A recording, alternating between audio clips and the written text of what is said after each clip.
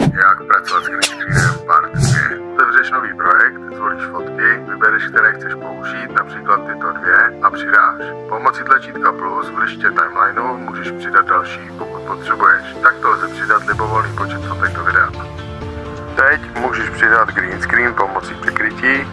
Odstraníš zelené pozadí jako v prvním videonávodu pomocí automatického odebrání.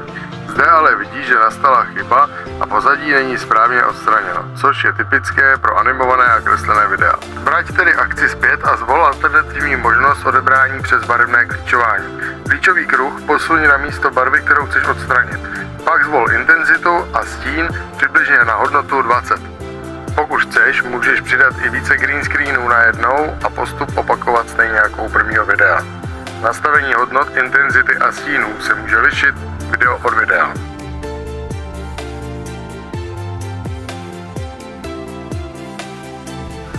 Výsledek vypadá zhruba takto. Jestli je to tak, může se těšit na PSH, pořádně seřezanou hnědku.